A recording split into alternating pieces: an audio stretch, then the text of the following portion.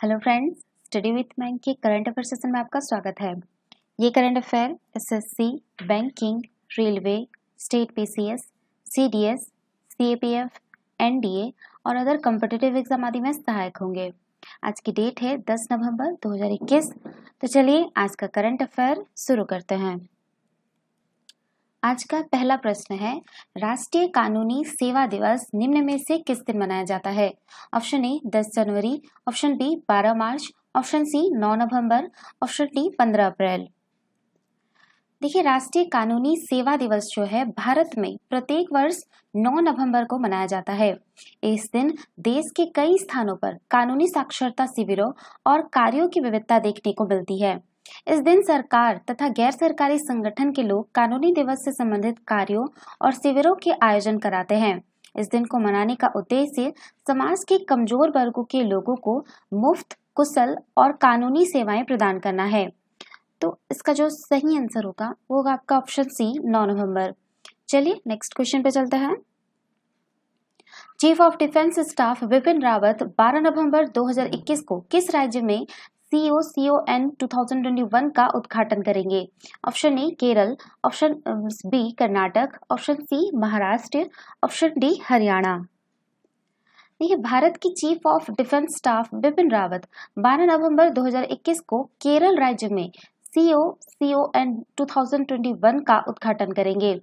CON एक 13 साल पुराना प्लेटफॉर्म है जिसे गोपनीयता, सूचना सुरक्षा और डाटा सुरक्षा के बारे में शिक्षित करने, प्रदर्शित करने, समझने और जागरूकता फैलाने के अवसर प्रदान करने के उद्देश्य से बनाया गया है। CON N का उद्देश्य जो है मुख्य सम्मेलन 2 दिन 12 और 13 नवंबर 2021 को केरल पुलिस द्वारा आयोजित किया जाएगा। इस सम्मेलन का आयोजन improvise, adopt and overcome theme के तहत किया जाएगा। तो इसका जो सही आंसर होगा वो होगा आपका ऑप्शन ए केरल। चलिए नेक्स्ट क्वेश्चन पे चलते हैं। भारत पर अपनी चौकसी बढ़ाने के लिए चीन ने पाकिस्तान को जो सबसे बड़ा युद्धपोत दिया है उसका नाम क्या है? Option A CNS Tughril type 052 AP, option B YPS Tughril type 052 AP, option C है आपका PNS Tughril type 054 AP, option D इनमें से कोई नहीं।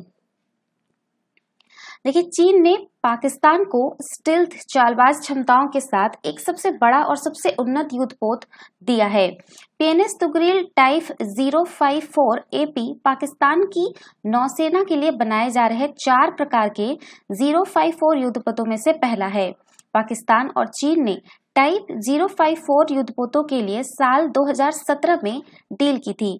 इस समझौते के तहत पहला पोत पिछले साल अगस्त में तैयार हुआ था। इसके बाद लगभग 1 साल बाद इसका समुद्री परीक्षण किया गया है। तो इसका जो सही आंसर होगा वो होगा आपका option C PNS Tughril type 054 AP। चलिए नेक्स्ट क्वेश्चन पे चलते हैं। लॉजिस्टिक प्रदर्शन सूचकांक में निम्न में से किस राज्य को पहला स्थान प्राप्त हुआ है? Option A Punjab, option B Bihar, option C Tamil Nadu, option D Gujarat. देखिए, वाणिज्य मंत्रालय द्वारा हाल ही में जारी एक रिपोर्ट के अनुसार गुजरात लॉजिस्टिक प्रदर्शन सूचकांक में शीर्ष स्थान पर बरकरार है। यह सूचकांक निर्यात और आर्थिक वृद्धि को बढ़ावा देने के लिए जरूरी लॉजिस्टिक सेवाओं की कुशलता का संकेतक है। गुजरात 21 राज्यों की सूची में पहले स्थान में है। इसके बाद क्रमशः आपका हरियाणा, पंजाब, तमिलनाडु और महाराष्ट्र का स्थान है। तो इसका जो सही आंसर होगा वो होगा आपका ऑप्शन डी गुजरात। चलिए नेक्स्ट क्वेश्चन पे चलते हैं। कर्नाटक सरकार ने मुंबई कर्नाटक क्षेत्र का नाम बदलकर क्या कर दिया है? Option A Kittur Karnataka, option B Konkani Karnataka, option C Udupi Karnataka, option D Kundalu Karnataka. देखिए, कर्नाटक मंत्रिमंडल ने मुंबई कर्नाटक क्षेत्र को कित्तूर कर्नाटक नाम देने का फैसला किया। इसमें 7 जिले शामिल हैं।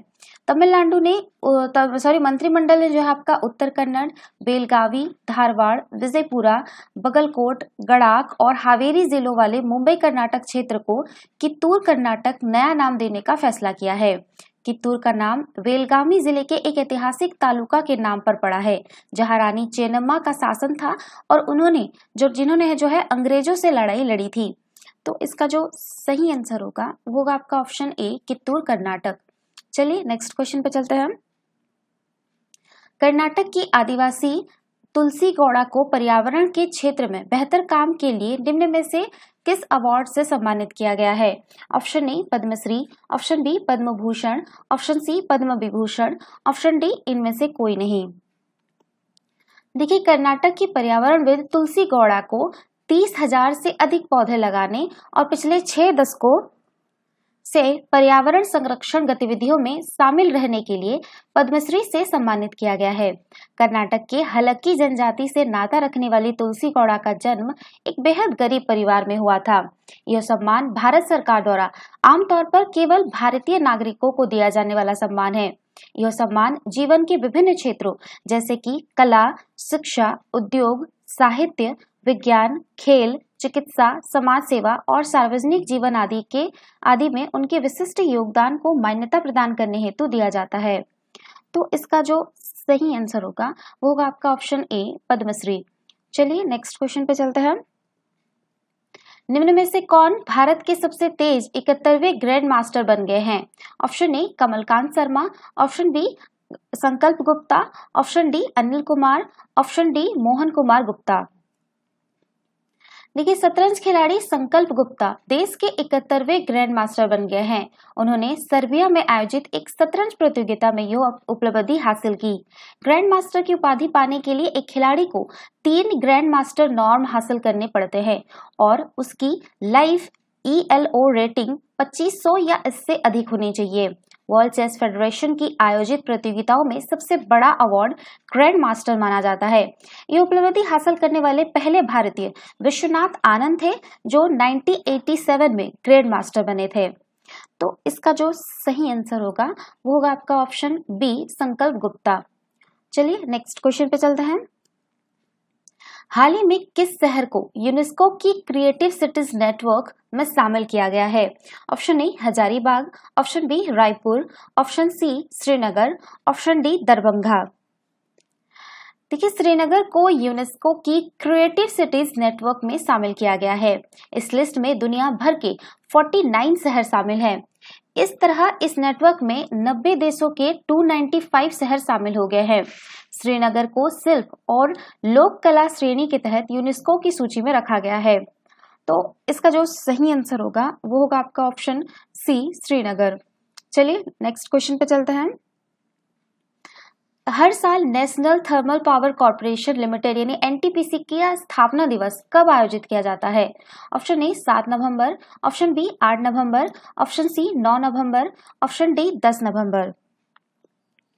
देखिए, 7 नवंबर 2021 को national thermal power corporation limited यानी NTPC का 74वां स्थापना दिवस आयोजित किया गया। इस दिवस पर केंद्रीय विद्युत मंत्री ने कहा कि सरकार NTPC को राष्ट्रीय से अंतर्राष्ट्रीय कंपनी बनने की ओर आगे बढ़ रही है। NTPC लिमिटेड विद्युत मंत्रालय के तहत एक केंद्रीय सार्वजनिक क्षेत्र का उपक्रम है। NTPC REL NTPC की 100% हिस्सेदारी वाली कंपनी है। भारत की सबसे बड़ी विद्युत कंपनी NTPC की स्थापना वर्ष 1975 में भारत के विद्युत विकास में तेजी लाने के लिए की गई थी। इसका उद्देश्य नवाचार द्वारा संचालित किफायती, कुशल और पर्यावरण के अनुकूल तरीके से विश्वसनीय बिजली तथा संबंधित समाधान प्रदान करना है।